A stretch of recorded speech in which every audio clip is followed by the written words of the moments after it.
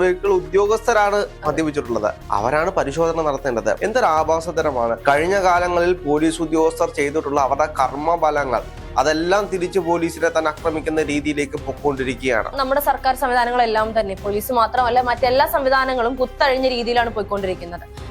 ഇവർ ആഗ്രഹിക്കുന്നുണ്ടെന്ന്. പോലീസുകാരും സാധാരണപ്പെട്ട മനുഷ്യരാണ്. പോലീസിന്റെ കുപ്പായം കിട്ടിക്കഴിഞ്ഞാൽ ഇവരെന്തോ വലിയ സംഭവമാണ്, ഇവരെന്തോ മലമറിക്കുന്ന രാജാക്കന്മാരാണ് എന്നൊരു തോന്നൽ പോലീസുകാർക്ക് വന്നു തുടങ്ങിയിട്ടുണ്ട്.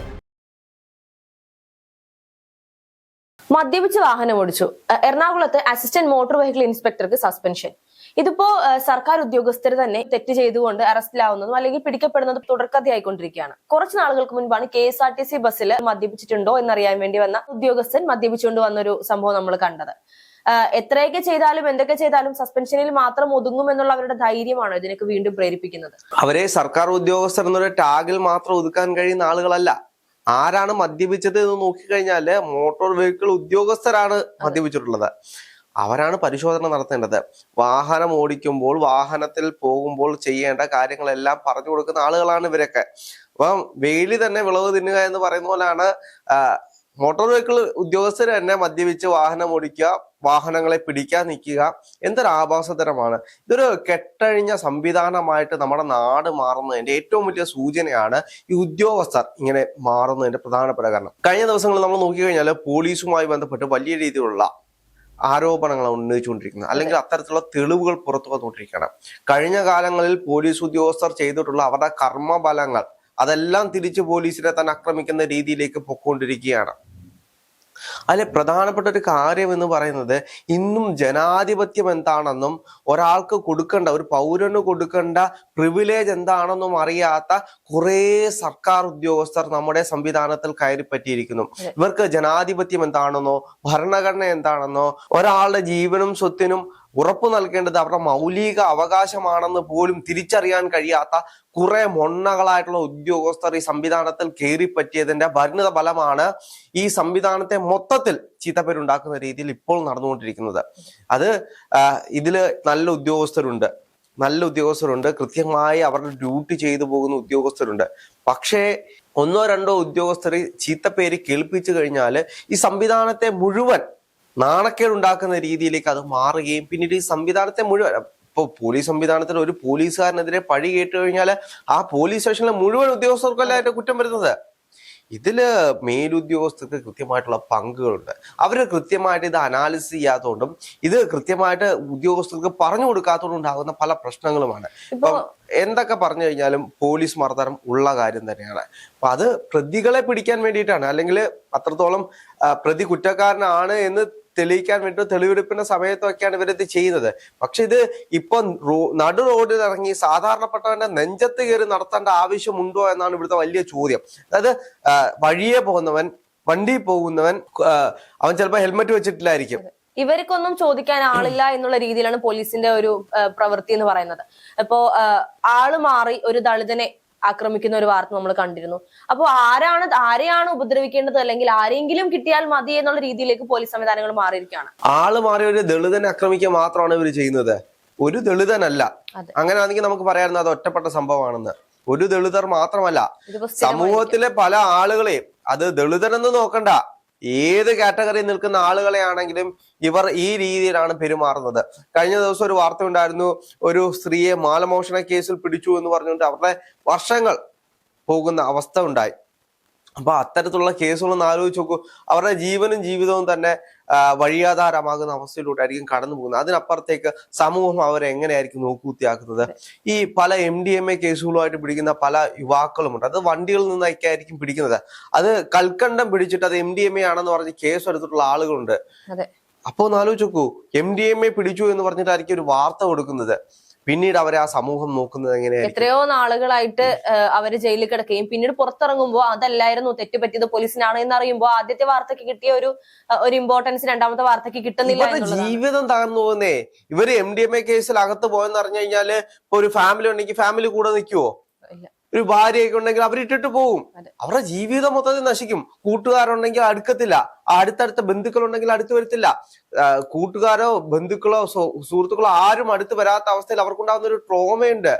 ഇങ്ങനെ അറസ്റ്റ് ചെയ്യുന്ന പോലീസുകാരെ വേണം ആദ്യമേ അറസ്റ്റ് ചെയ്യാൻ, അവർക്കെതിരെ നിയമ നടപടി എടുക്കാനും അവരെ ജയിലിലിടാനുമുള്ള സംവിധാനം ഇവിടെ ഉണ്ടാവണം. അതില്ലാത്തത് കൊണ്ടാണ് ഇവിടെ എന്ത് ചെയ്തു കഴിഞ്ഞാൽ നിയമം പരിപാലിക്കുന്ന ആളുകളല്ലേ, ഞങ്ങൾക്ക് എന്ത് ചെയ്തു കഴിഞ്ഞാലും ഞങ്ങൾക്കൊരു കുന്തവുമില്ല എന്നുള്ള ഒറ്റ ധൈര്യത്തിന് പുറത്താണ് ഇവർ ഇങ്ങനെയുള്ള രീതിയിലേക്ക് ഇവർ പെരുമാറിക്കൊണ്ടിരിക്കുന്നത്. ഇപ്പോ നമ്മുടെ സർക്കാർ സംവിധാനങ്ങളെല്ലാം തന്നെ, പോലീസ് മാത്രമല്ല മറ്റെല്ലാ സംവിധാനങ്ങളും കുത്തഴിഞ്ഞ രീതിയിലാണ് പോയിക്കൊണ്ടിരിക്കുന്നത്. എന്ത് ചെയ്താലും മാക്സിമം കൂടിപ്പോയാൽ ഒരു സസ്പെൻഷൻ, അതിനപ്പുറത്തേക്കൊന്നും പോവില്ല. ഈ സസ്പെൻഷൻ ആണെങ്കിലും പകുതി ശമ്പളത്തോട് കൂടി ഇവർ ആഗ്രഹിക്കുന്നുണ്ടെന്ന് ഇന്ന് കേരള പോലീസ് ഇരിക്കുന്ന പല ആളുകളോടും ചോദിച്ചു കഴിഞ്ഞാൽ അവർ ആഗ്രഹിക്കുന്നുണ്ട് ഒരു സസ്പെൻഷൻ കിട്ടാൻ വേണ്ടിയിട്ട്. കാരണം അത്രത്തോളം പ്രഷറാണ് ഇവർക്ക് മേലുദ്യോഗസ്ഥർ കൊടുത്തുകൊണ്ടിരിക്കുന്നത്. ഞാനൊരു പോലീസുകാരനോട് സംസാരിച്ച സമയത്ത് അദ്ദേഹം പറഞ്ഞതാണ്, ഈ പോലീസ് പണി വിട്ടിട്ട് ഒരു ഡ്രൈവിംഗ് പണിക്ക് പോയി കഴിഞ്ഞാൽ അത്രയ്ക്ക് അന്തസ്സുണ്ടെന്നാണ്, അല്ലെങ്കിൽ അത്രയ്ക്ക് ആശ്വാസം ഉണ്ടെന്നാണ്. ഇത് അത്രത്തോളം പ്രഷർ കൊടുത്തിട്ടാണ് ഇവരെ കൊണ്ട് രാവെന്നില്ല പകലെന്നില്ലാതെ പണി ചെയ്തുകൊണ്ടിരിക്കുന്നത്. ഇവർക്ക് ആർക്കും അവരുടെ മക്കളോടൊപ്പം സമയം ചെലവഴിക്കാനില്ല, ഫാമിലിയോടൊപ്പം സമയം ചെലവഴിക്കാൻ കഴിയുന്നില്ല, ഒരു പാർട്ടിക്ക് പോകാൻ പോലും ഇവർക്ക് കഴിയുന്നില്ല. അപ്പൊ ഇവരുടെ ജീവിതം ഈ ഒരു ജോലിയിൽ ഒതുങ്ങി തീർന്നുകൊണ്ടിരിക്കുകയാണ്. അതിന്റെ ഫ്രസ്ട്രേഷൻ കാണിക്കുന്നതോ സാധാരണപ്പെട്ട ജനങ്ങളുടെ നെഞ്ചത്താണ്. ഇതിന് ആരാണ് ഇവിടെ കൃത്യമായിട്ടൊരു ധാരണ കൊണ്ടുവരേണ്ടത്?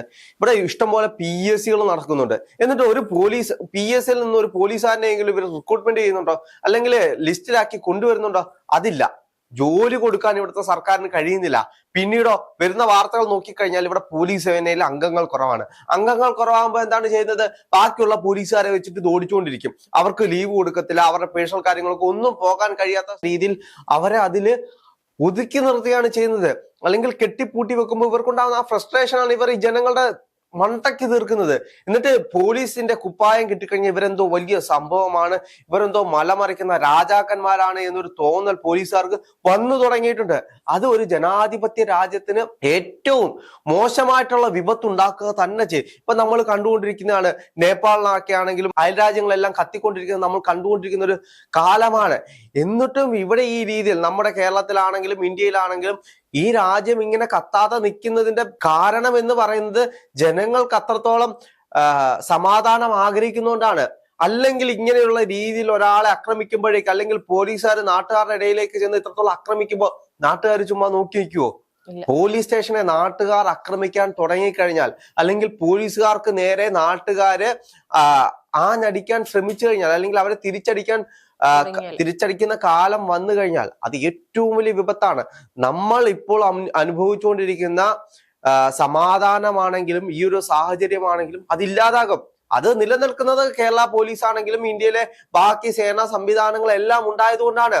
ഇതെല്ലാം കുത്തഴിഞ്ഞു പോയി കഴിഞ്ഞാൽ, ജനങ്ങൾക്കെതിരെ ഇവർ തിരിഞ്ഞു കഴിഞ്ഞാൽ ജനങ്ങൾ ഇവർക്കെതിരെ തിരിയും. ഇപ്പം തന്നെ പോലീസിനെതിരെ നാട്ടുകാർ കാണിക്കുന്ന രോക്ഷം എന്ന് പറയുന്നത് ഇത്രയും നാൾ അവർ ചെയ്ത ചെയ്തിയുടെ കാര്യങ്ങൾ കൊണ്ടാണ്. ഇവരാരും പേടിച്ചിരിക്കുമല്ല. ഇതിന്റെ ഇടയിൽ ഒരു ലൈനുണ്ട്. ആ ലൈൻ പൊട്ടിക്കഴിഞ്ഞാൽ വലിയ സംഘർഷങ്ങളിലേക്ക് പോകും. പിന്നീട് സാധാരണപ്പെട്ട ജനങ്ങളെ പോലും പിടിച്ചു നിർത്താൻ കഴിയാത്തൊരവസ്ഥയിലേക്ക് പോകും. ഒരു പോലീസ് സ്റ്റേഷൻ നാട്ടുകാർ മൊത്തം കൂടെ വളയുന്ന ഒരു അവസ്ഥ പോയി കഴിഞ്ഞാൽ ഒന്ന് ആലോചിച്ച് നോക്കൂ. പോലീസുകാരും സാധാരണപ്പെട്ട മനുഷ്യരാണ്. അല്ലാതെ സിനിമയെ കാണുന്ന പോലെ 50 പേര് വന്നു കഴിഞ്ഞാൽ ഇങ്ങനെ ആഞ്ഞ് അടിച്ച് പൊങ്ങിച്ചാടി അടിക്കാൻ പറ്റുന്ന ആളുകളൊന്നുമല്ല. ഇവനും സാധാരണപ്പെട്ട മനുഷ്യർ തന്നെയാണ്. ഇവരത് ആലോചിക്കണം.